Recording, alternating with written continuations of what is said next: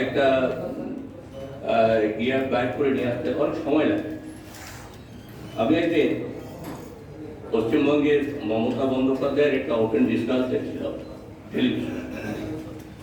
ওখানে একজন 24 পরগনার এক দর্শক ওনাকে বললেন যে ম্যাডাম, আমরা 24 পরগনায় সিনেমা দেখতে পাচ্ছি না, আমাদের সিনেমা হল না থাকার জন্য আপনি একটা সিনেমা হল বানাই দেন।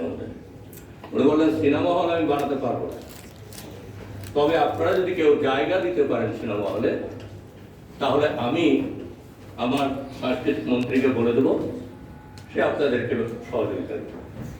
ওই লোকটা বললো আমি জায়গা দেবো, প্রতারিত সিনেমা হল হয়েছে। আমরা দুইটা জিনিসকে আমাদের এগিয়ে নিতে হবে, একটা হলো সিনেমা হল সিনেপ্লেক্স, আর একটা হলো পোস্ট প্রোডাকশন। এই পোস্ট প্রোডাকশনের জন্য আমাদের এই দেশীয় প্রশিক্ষক দিয়ে বা ট্রেনার দেওয়া হবে না।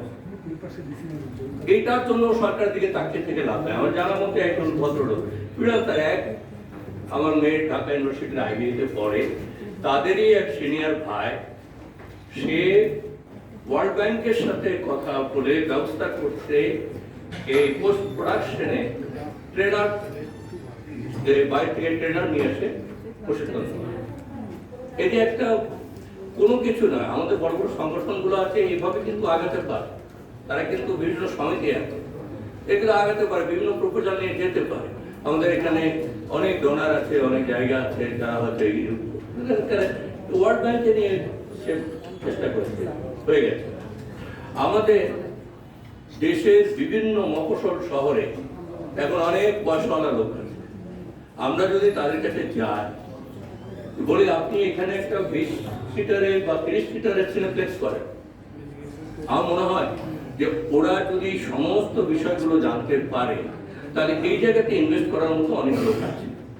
কিন্তু আমরা তাকায় আছি সরকারের দিকে আর সময়ের দিকে।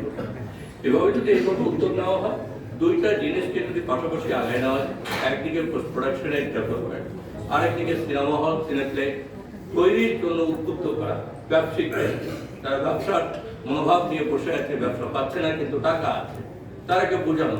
আপনি বড় করে দরকার নেই, 30 সিটার একটা সিনেপ্লেক্স করেন, যেমন আছে একটা 30 নারায়ণগঞ্জে 30 সিটার একটা সিনেপ্লেক্স আছে। আমরা তো ওখান থেকে টাকা পাইছি।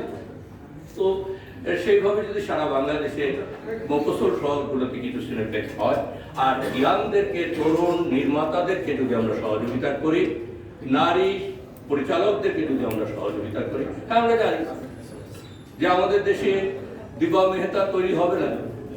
ওই ভারতে ওয়াটার বন্ধ করে দিল, উনি শ্রীলঙ্কাতে গিয়ে ছবি করলেন ইন্ডিয়ান পরিবেশ তৈরি করে।